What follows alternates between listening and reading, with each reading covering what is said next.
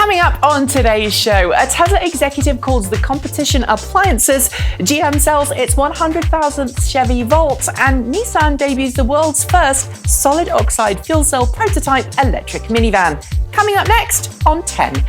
Like all our content, today's show is only possible thanks to the kind donations of viewers like you. Head to www.patreon.com/transportevolved to find out how you can make your own donation today to keep us independent, ad-free and impartial. And if you're already donating, thanks for your continued support. It's Friday, August 5th, 2016. I'm Nikki Gordon-Bloomfield, and we're starting today's show with some trash talking from Tesla executives. Midweek, Tesla's VP of Business Development, Damian O'Connell, called popular plug-in cars like the Nissan Leaf and BMW i3 little more than appliances during an appearance at an automotive research management briefing seminar in Michigan. Critiquing mainstream automakers for producing cars that are limited on range, too expensive and uninspiring in their performance, the Tesla exec said that he was glad that electric car choice existed, but berated Tesla's rivals for not making them better and faster. Although we're sure many watching would agree, we think it's worth noting that until the Model 3 launches, Tesla's range of electric cars are far more expensive than an entry-level car like the Nissan Leaf, so comparing the two does seem a little disingenuous. Still, it's an interesting soundbite that got our attention in a week that included Tesla's Q2 earnings and news that, pending shareholder approval, Tesla's merger with SolarCity will now go ahead. While Tesla's attacks on Nissan and BMW may be considered unfair, we think all the criticism in the world is due this week of Mitsubishi, which has quietly confirmed it will be pushing the North American launch of the Outlander plug-in hybrid back yet again, this time to sometime in summer next year. As we explained midweek, the reason given by Mitsubishi is that it doesn't believe the plug-in SUV will be competitive in the marketplace. And given the expansion of the plug-in SUV segment in recent years, we've got to agree. But if we're honest, we think the Outlander PHEV is now a lost cause for America, because the car itself launched back in 2013 and it's already looking long in the tooth. Mitsubishi's faffing around hasn't solved anything either, and had it launched when Mitsubishi originally intended, 2014, we're sure it would be as popular on the west side of the Atlantic as it is on the east side. Look, I'm sorry to be the bringer of bad news, but honestly, if you're holding out for Mitsubishi's plug-in hybrid, you might want to start looking elsewhere instead, because I don't think it's coming. Talking of delays to plug-in hybrids, we heard of a separate pushback this week involving the Toyota Prius Prime, Toyota's first dedicated plug-in hybrid model. This time, however, it's not a delay to the North American market launch, but to the Japanese market launch instead. The Prius Prime, which is significantly different to the standard Prius liftback for us to consider it a different model in its own right to the popular hybrid, was due to launch in both Japan this fall and then on sale in North America a little later than that. But as Toyota disclosed on Thursday, Prime production is now being throttled back to meet demand, with the North American launch becoming the model's global debut this fall. It's not clear quite what is irking buyers, or Toyota, but given Toyota's massive push towards hydrogen fuel cells in Japan, we suspect this new model could simply just muddy Toyota's message too much. Assuming Toyota doesn't change its plans, and it has before, we can look forward to seeing the Prime in the US later this year, so keep your eyes peeled and your ears listening for more information. Known around the world for its massive electric vehicle push, Nissan has always remained something of a skeptic when it comes to hydrogen fuel cell vehicles, questioning the cost and complexity of bringing such vehicles to market. But this week, Nissan surprised us all by revealing a working prototype solid oxide fuel cell vehicle based on the Nissan e-NV200 electric minivan. And while Nissan said it was working on such a system a few months ago, nobody expected it to be demonstrated as a working prototype this quickly. Nissan's solid oxide fuel cell system features an onboard reforming system that can take bioethanol and reform it using steam into hydrogen and carbon dioxide, passing that hydrogen onto a fuel cell where it can be combined with oxygen from the outside air to produce water and electricity. And while it's not exactly powerful, it can only produce 5 kilowatts of power when running, its output is enough to supplement the onboard 24 kilowatt-hour lithium-ion battery pack in the van to give a theoretical maximum range in excess of 600 kilometers, that's 370 miles, on a single fill of bioethanol. As to where the extra hardware goes in, well, given the fact that this prototype is based on the e-NV200 electric minivan, the system actually lives behind the rear axle in the load bay area, which, while restrictive for commercial use, is certainly good enough to demonstrate the technology in the world. And if you're curious as to why we're seeing this vehicle now, it's because the prototype was unveiled in Brazil ahead of the Olympics, which Nissan is sponsoring, and Brazil, of course, produces and uses a huge amount of bioethanol. For me, the jury is still out, but I'm keen to know what you make of this prototype vehicle in the comments below. Back in December 2010, General Motors launched the Chevrolet Volt range extended electric car, hot on the heels of the Nissan Leaf electric car. Since then, both models have vied for the top spot in the US mid-priced electric car sales charts, and both have become a common sight on the nation's roads. Well, this week, General Motors announced that it has now sold its 100,000th Chevy Volt, a figure that Nissan achieved some time ago with the Leaf, but only because the Leaf is available in far more markets around the world than the Volt, which is really only available in the US and Canada. To celebrate the achievement, GM broke down some of the stats of the Volt thus far, including detailing the fact that 1.5 billion of the 2.5 billion miles travelled by Volt fleets around the world have been made in EV mode, saving an estimated 58 million gallons of fuel in the process when compared to a traditional gasoline car. Congratulations to GM, and here's to the next 100,000 Volts. Switching gears now, we're off to the world of semi-autonomous vehicles next, and specifically Tesla's Autopilot system, which, as a team of researchers from 2 continents announced this week, can be attacked just like any other computer system.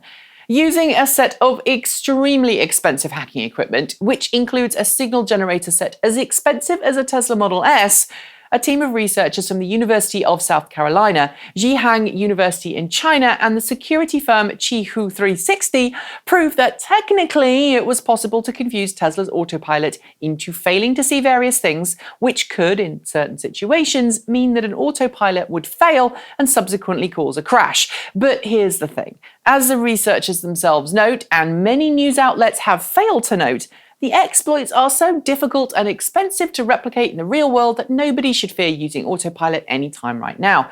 Even the cheapest exploit, one involving a low-speed ultrasonic sensor system, would be impractical to use in the real world to cause some serious damage. So if you hear otherwise, for now, relax. Your Autopilot system won't be taken over by nefarious hackers confusing the sensors and creating havoc with your very expensive plugin. At least, not yet. In the automotive world, it's usual to see sales of a particular model car tail off as the car gets long in the tooth, especially if customers know that there's a newer, more capable model around the corner.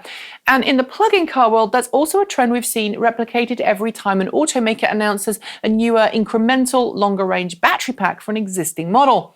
So when BMW announced a 33 kilowatt-hour battery pack for the 2017 BMW i3 earlier this year, it was taken as read that sales of the outgoing 2016 BMW i3 would drop as people waited for the new, longer-range car to arrive. Yet, as figures released this week for July show, that's not been the case for the BMW i3. Alone in the US, sales are up an incredible 58% on the previous month, although BMW i3 sales for the year are down 19.1% year-on-year. Why the sales rise from month to month? Well, aside from BMW's very prominent ads involving the i3 on TV, BMW has been offering some pretty good deals on the city-friendly plug-in. Will it continue when the 2017 BMW i3 comes out? Well, it's possible, but with a Chevy Volt EV due to debut this fall, complete with its 200-mile range, BMW is going to have some seriously tough competition. With pretty much every major automaker now working on its own autonomous or semi-autonomous vehicles, we're entering a very exciting period of change in the car world right now, with an almost unprecedented level of innovation from year to year. In fact, the speed at which autonomous vehicle technology is evolving is so fast that legislators are struggling to keep up, with many countries not even setting their own standards for self-driving cars yet.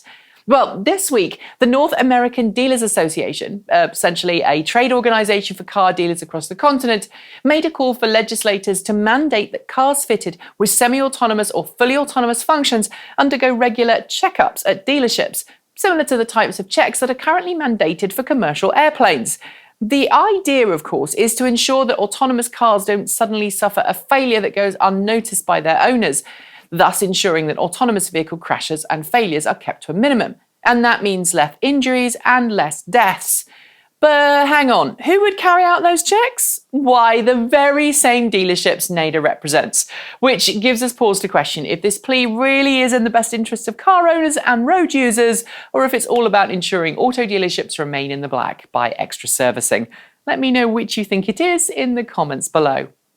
If you've owned an electric car for any length of time and you don't have a wireless inductive charging system, then the chances are you're more than familiar with the concept of plugging in your car to recharge its battery pack. But what if you could just rock up at a filling station instead, filling your car's fuel tanks with freshly charged electrolytic solution that be used to power your car? Well, that's the dream of NanoFlow Cell Holdings and its Chief Technology Officer, Nunzo Lafacina, who is desperate to get the world to switch from today's advanced lithium-ion battery technologies to a liquid-based flow cell system in which liquid electrolytic solution, one negatively charged and one positively charged, can be pumped into a car's fuel tanks and then passed through a flow cell to generate the electricity needed to power an electric car. So far, NanoFlow Cell has debuted multiple concept cars in Geneva, but we've yet to see a production vehicle or even a production intent vehicle. So while the idea is an interesting one and far faster to refuel than electric cars on sale today, it hasn't yet shown any signs of becoming a commercial reality. For now then, you're just going to have to continue to plug in. Sorry. And finally, a little over 2 years ago, Nissan shocked the world by unveiling the Delta Wing-inspired Blade Glider, a 3-seat sports car concept shaped more like a fighter jet than a sports car. Billed as a potential vision of what an ultra-efficient, powerful sports car of the future could look like, very few automotive industry professionals took it to be anything but over the top, never make it into production concept car. But this week on Thursday, Nissan surprised us all by unveiling working prototypes of the Blade Glider ahead of the Summer Olympics. They have a 130 kilowatt electric motor, a pair of them in fact, one for each of the rear wheels, as well as a 5-module battery pack capable of delivering total peak power of 220 kilowatts. Sadly, battery capacity isn't discussed, nor its range, but Nissan says the vehicle will be drivable by members of the media in Rio. Although we have to note the sub 5-second 0 to 62 miles per hour time and 150 miles per hour limited top speed means it's hardly Tesla territory. But hey, it's a real working Delta Wing electric car. That's like extra cool points, right? Cool points or not. I'm afraid that's your lot for today. So don't forget to leave your reactions and thoughts to the stories we covered in the comments below, as well as giving us a thumbs up and a share if you liked it. And if you didn't, give us a thumbs down and tell us why, because otherwise we can't improve.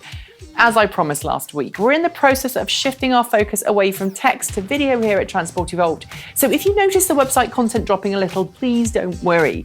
We're just busy filming new things to keep you entertained on YouTube instead, including a review of the new 2016 Toyota Prius and a staff car update on our 2002 Toyota RAV4 EV, which is about to get a new battery.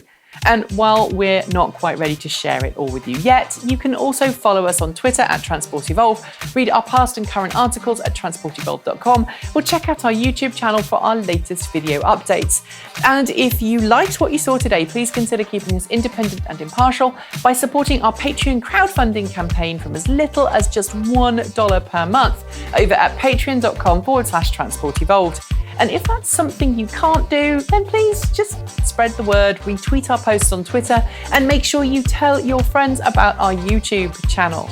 I'll be back next week with another roundup of the latest Transport Evolved news. So do make sure that you're subscribed yourself on YouTube and you'll see the show in your stream as soon as it's live. Until then, I'm Nikki Gordon-Bloomfield. Have a fantastic weekend and don't forget, keep evolving.